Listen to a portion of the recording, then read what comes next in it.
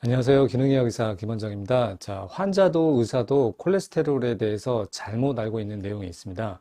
바로 동맥경화의 원인이 LDL 콜레스테롤을 주범으로 알고 있다는 것입니다.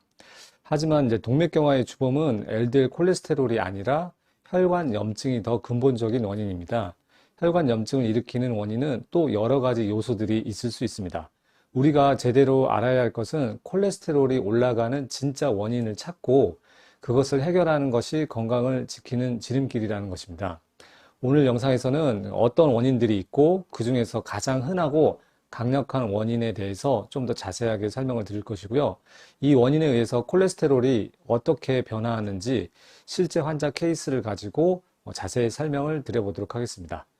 정말 중요한 내용이니 집중해서 잘 들어보시길 바랍니다. 네, 시작하겠습니다.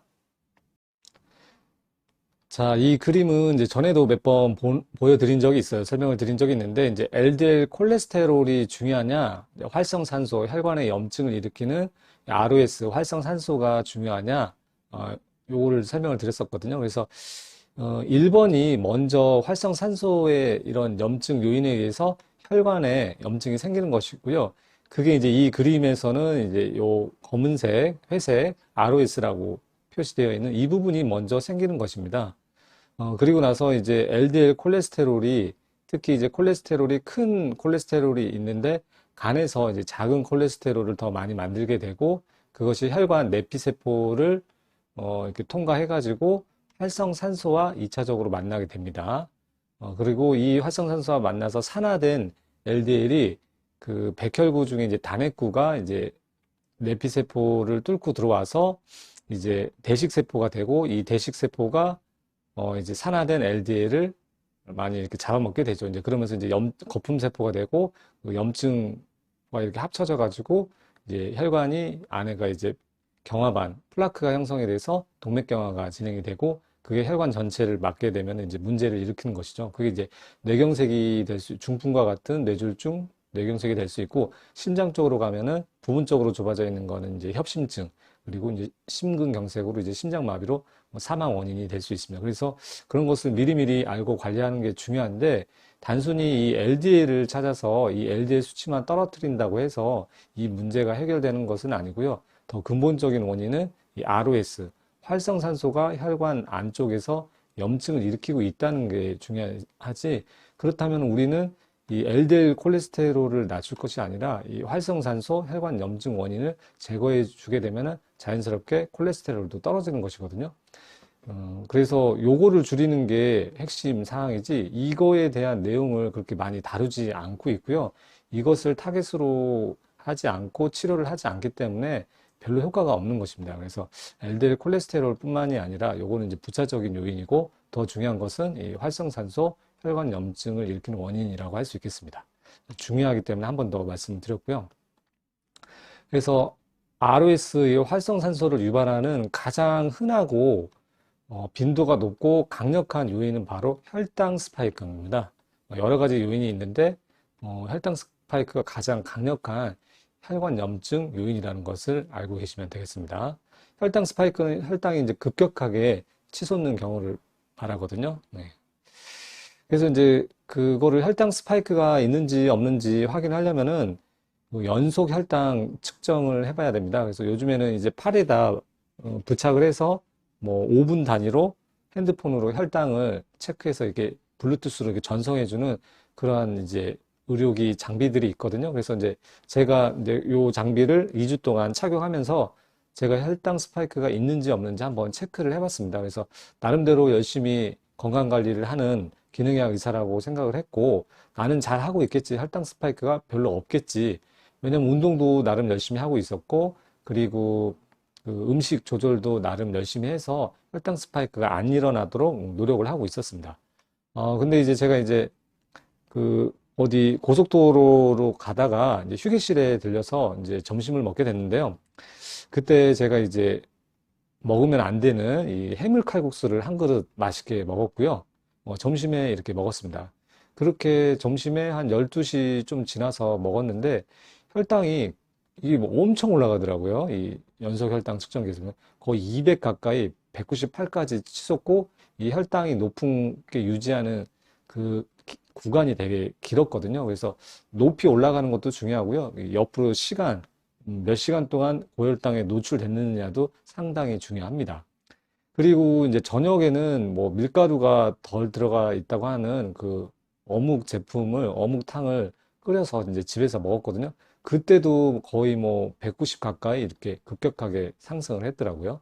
그래서 안 되겠다 싶어가지고 금방 운동을 해서 이렇게 떨어뜨려 놨습니다. 그래서 이 그래프는 연속 혈당 그래프고 이때 한번 혈당 스파이크가 이렇게 생겼다는 것을 알 수 있었습니다. 그래가지고 이 혈당 스파이크가 내 몸에 어떤 영향을 줬을까, 콜레스테롤이나 다른 몸 상태에 어떤 영향을 줬을까 이렇게 궁금하더라고요. 그래서 주말에 이렇게 혈당 스파이크가 생겼고 다음 날 바로 아침에 공복으로 이제 콜레스테롤 혈액 검사를 해봤습니다.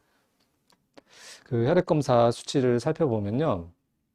제가 태어나서 처음 보는 그 콜레스테롤 수치를 접하게 됐거든요. 그래서 토탈 콜레스테롤이 286으로 상당히 높은 상태를 유지했고요. 이게 이제 제가 보통 한 230에서 한 40 정도, 그 정도 나오는 걸로 기억을 하고 있었거든요. 왜냐면 저는 이제 6개월마다 한 번씩 피 검사를 해가지고 확인을 하고 있습니다. 예, 그래서 엄청나게 올라갔고요. HDL은 60이죠, 60. 그래서 이 비율도 보면은 이 4배가 넘으면 안 되잖아요. 그래서 4배 같은 경우는 240인데 240을 훌쩍 넘어 있어서 이거 뭔가 문제가 혈관에 활발한 염증이 일어나고 있구나 이걸 알 수 있었고요.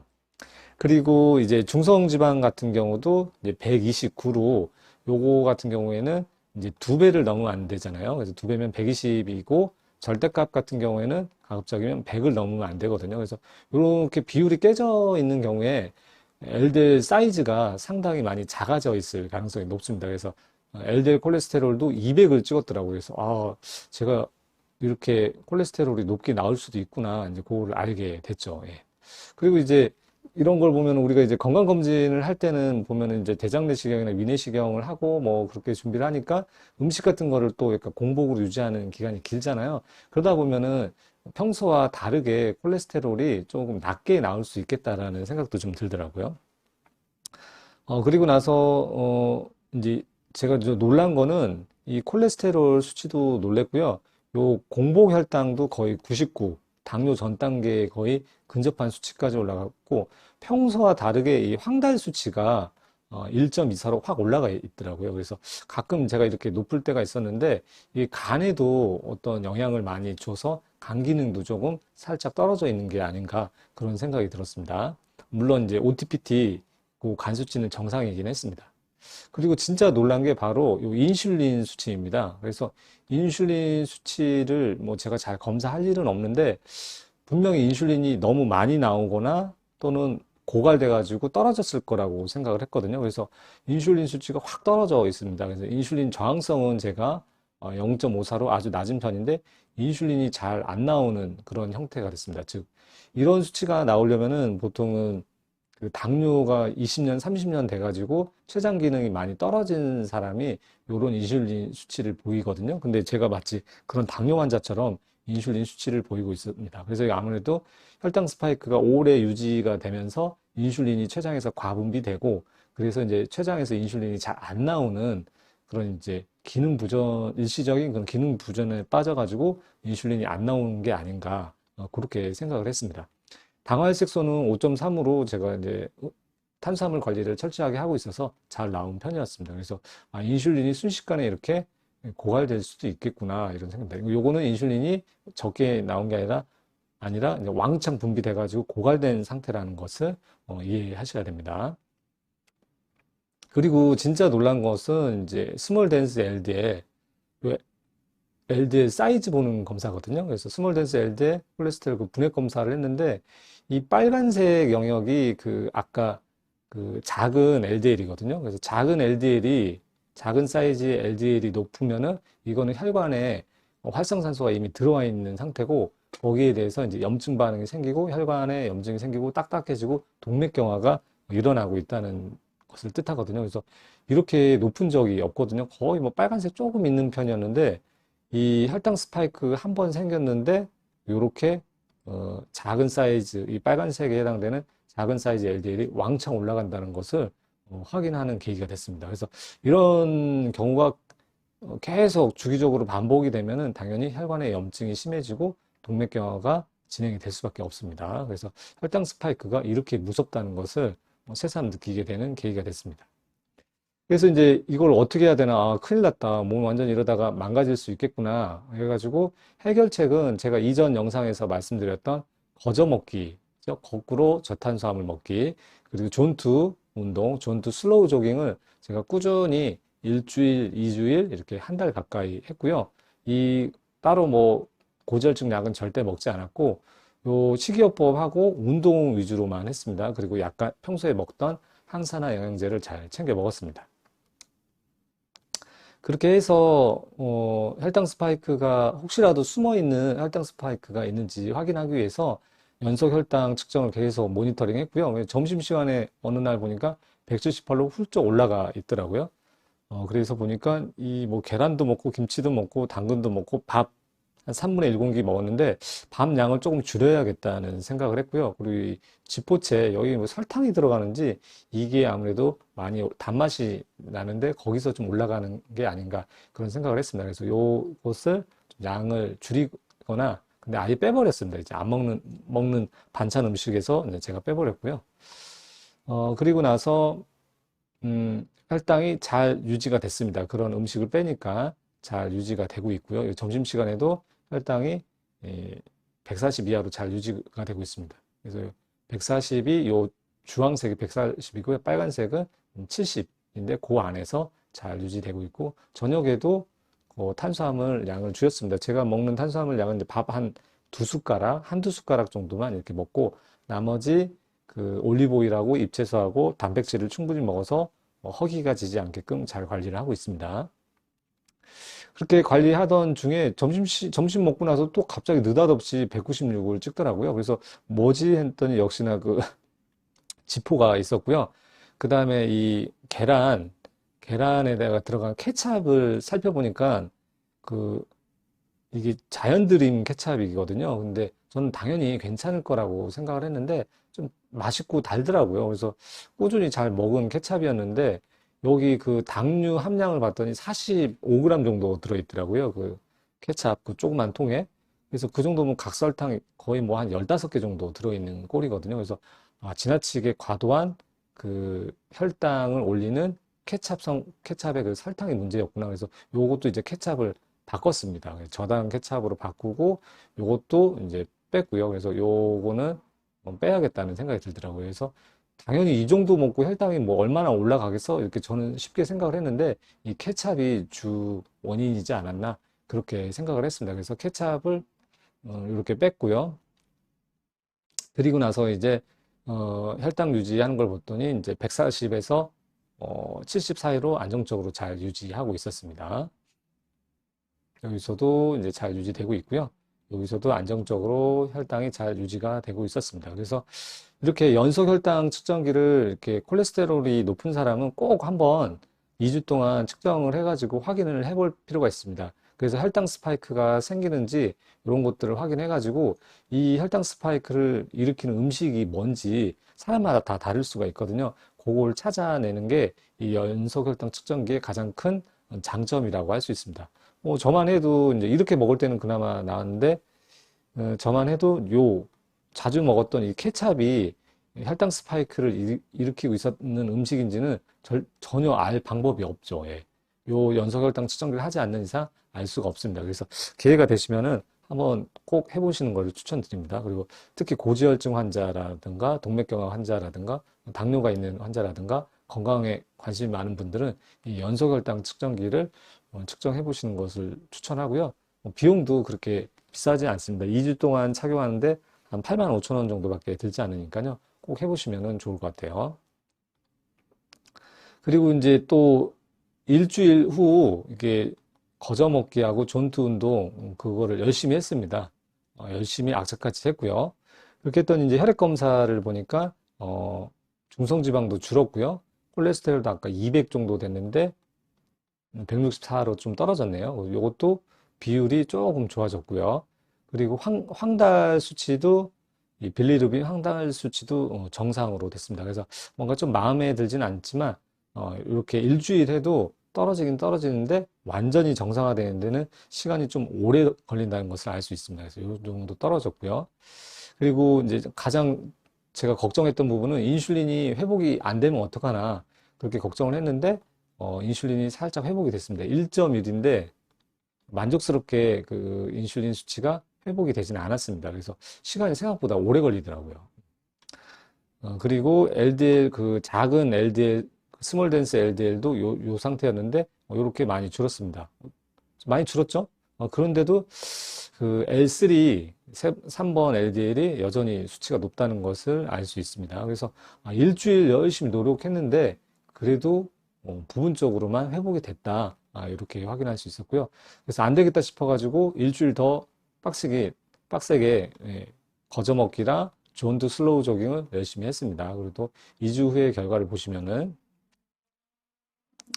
콜레스테롤이 더 떨어졌고요. 비슷하게 약간 떨어졌는데 비슷하게 유지가 되고 있고요.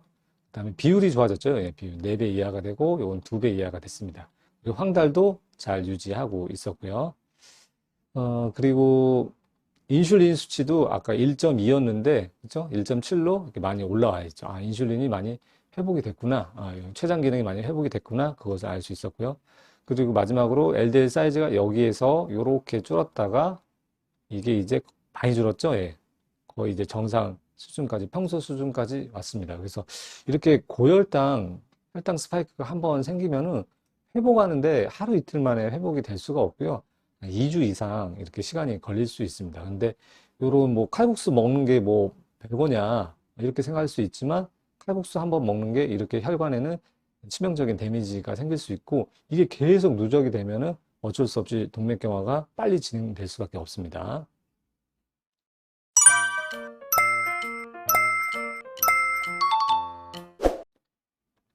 그래서 혈당 스파이크 자체가 그 활성산소를 유발을 해서 혈관 안쪽에 염증을 일으킬 수 있고요.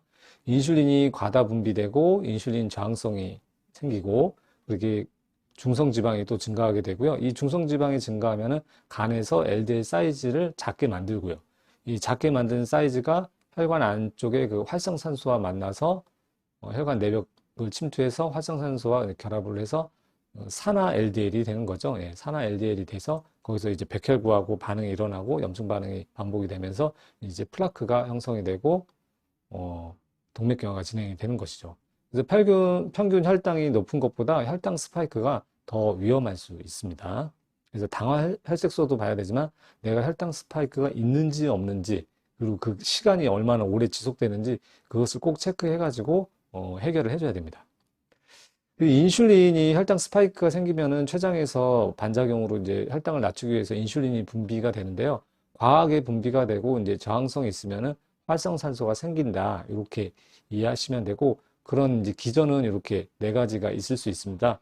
관심 있는 분은 뭐 멈춰놓고 한번 읽어보시고요. 대표적으로 미토콘드리아의 과부하가 걸린다는 거죠. 인슐린이 많아지면 세포로 과도한 포도당과 지방산이 들어오고 이를 처리하는 과정에서 미토콘드리아의 그 호흡사슬이 과활성화되고 전자가 누출이 돼서 활성산소가 증가하게 된다. 이런 원인이기 때문에 인슐린에 의해서도 이런 혈관염증이 생길 수 있는 것이죠. 그래서 밑에 다른 기전은 한번 관심 있는 분 멈춰놓고 살펴보시고요. 그래서 스타팅 고지혈증 약 먹으면은 LDL을 낮추면 활성산소가 다 없어지나 그렇지 않거든요. 그래서 염증은 안 없어지고 LDL 수치만 조금 낮아지고 염증은 계속 지속될 수 있고 동맥경화는 계속 진행될 수 있습니다. 그래서 LDL을 올리는 주요 원인인 혈당 스파이크 관리가 중요하다. 개인적으로 추천하는 혈당 목표는 70에서 140으로 유지를 하는 것을 추천을 합니다. 예. 그리고 혈당 스파이크가 생기게 되면은 운동을 통해서 바로바로 낮춰주는 것이 가장 중요하고요. 뭐 하나 먹어서 혈당 올라갔다고 해서 뭐 어떡하지 이렇게 고민할 게 아니라 바로 조금만 뭐 뒤꿈치 들기라든가 스쿼트 같은 거라든가 빠르게 걷는 운동을 해주면 금방 또 떨어집니다. 그래서 요게 이제 정상이 그 혈당이 이제 140 이하를 정상으로 보잖아요. 예, 그래서 140 이상부터 혈관에 데미지가 들어갈 수 있기 때문에 이런 기준이 생길 수 있고요. 그래서 혈당 스파이크를 관리하는 최고의 방법은 저는 이제 거저 먹기와 존투 운동, 그중에서도 슬로우 조깅을 추천하고 있고요. 거저 먹기는 이제 이 영상에서 자세하게 설명을 드렸으니까 한번 안 보신 분은 살펴보시고요. 존투 운동은 이제 슬로우 조깅에 대해서, 존투 운동에 대해서 자세히 설명을 했고요. 왜 해야 되는지, 어떤 이점이 있는지, 그냥 유산소 운동, 그냥 많이 걸으면 되는 거 아니야? 이렇게 생각하지 마시고요. 효율적으로, 가장 효과적으로 할 수 있는 유산소 운동 방법이 존투 운동이니까요. 특히 젖산역치 심박수를 찾아서 하는 그 핵심 내용을 잘 이해하고 실천을 하시면 좋겠습니다. 그래서 요 두 번째 영상도 안 보신 분은 꼭 체크해서 보시면 좋겠습니다. 그래서 활성산소와 염증 유발을 하는 원인이 그 혈당 스파이크만 있는 게 아니고요. 뭐 트랜스 지방도 관련이 있고 과도한 오메가6, 특히 식물성 정제기름 있잖아요. 뭐 콩기름, 뭐 옥수수 기름 그런 거, 그리고 뭐 고열에 의해서 생기는 체중 당화산물, 그리고 이제 지나치게 음주를 많이 하는 것도 활성산소나 이런 게 많이 생기게 되고요. 뭐 흡연은 말할 것도 없고요. 앉아 있는 좌식 생활, 그것도 근육이 부족한 거, 운동이 부족한 것도 염증 원인이 되고 수면 부족, 만성 스트레스. 그 외에 이제 환경적으로는 이제 미세먼지, 이 중금속도 상당히 많습니다. 특히 일식집 한 달에 몇 번씩 가시는 분들 혈액 중금속 검사, 머리카락 중금속 검사하면은 수은이나 기타 중금속이 높은 경우가 상당히 많습니다. 그래서 이것도 콜레스테롤을 올리고 동맥경화를 일으키는 주요 원인이기 때문에 검사를 해보면 좋겠고요. 그 외에 이제 비만이라든가 인슐린 저항성, 뭐 당연한 겁니다. 그래서 주류의학하고 기능의학에서는 이런 콜레스테롤을 그 치료하는 관점에서 이제 차이가 있습니다. 뭐 보통 주류의학, 일반의학에서는 LDL 수치 피검사로 확인하고 스타틴 약 드시라고 하고 안 먹으면 일찍 죽는다. 뭐 이런 얘기 많이 해서 겁을 잔뜩 주죠. 근데 기능의학에서는 그 LDL이 올라간 그 염증 원인을 찾는 검사를 통해 근본 문제에 초점을 맞춰서 개인 맞춤형 치료를 이렇게 하게 됩니다. 그래서 대표적으로 그 연속 혈당을 체크를 해서 혈당 스파이크가 있는지 확인을 하고요. 그 외에도 이제 콜레스테롤 비율, LDL 사이즈, 뭐 리포프로테인 A, 아포비, 인슐린 저항성, 그리고 인슐린 분비 상태, 뭐 당화혈색소, 그리고 호모시스테인도 엄청 중요하거든요. 그리고 이제 수은과 같은 중금속, 그리고 장 유해균도 아주 중요한 역할을 하고요. 동맥경화 상태도 확인을 하고 또 부신 스트레스 호르몬이 높은지 등등 다양한 여러 가지 측면에서 평가를 하고 치료를 합니다. 그래서 치료 전략은 이제 거저 먹기와 이제 존투 운동, 그리고 부족한 항산화 영양소를 보충하고 중금속을 해독을 하기도 하고, 그리고 장내 환경을 개선을 하기도 하고, 필요한 경우에는 이제 항산화 킬레이션 치료도 해서 혈액순환 개선 치료를 이렇게 병행을 하고 있습니다. 그래서 그냥 콜레스테롤 높다고 스타틴 먹기보다는 가까운 기능의학 병원에서 한번 상담을 받아보시는 것을 추천드리고요. 기능의학 병원을 찾는 방법은 제가 고정 댓글에 링크를 걸어 놓을 테니까요. 그 링크 영상을 보고서 가까운 기능의학 병원을 찾아가지고 한번 제대로 된 혈관 관리, 콜레스테롤 관리를 하셨으면 좋겠습니다. 자, 오늘 영상이 도움이 되셨다면은 이제 고지혈증 약으로 고민하는 분들에게 이 영상이 전달될 수 있게, 그리고 또 다음에 또 중요한 영상을 올릴 테니까요. 그 영상을 놓치지 않기 위해서 요 세 가지를 설정을 해 주시면 좋겠습니다. 네, 오늘 영상은 여기까지 말씀드리고요. 다음에 또 유익한 영상으로 찾아뵙도록 하겠습니다. 시청해 주셔서 감사합니다.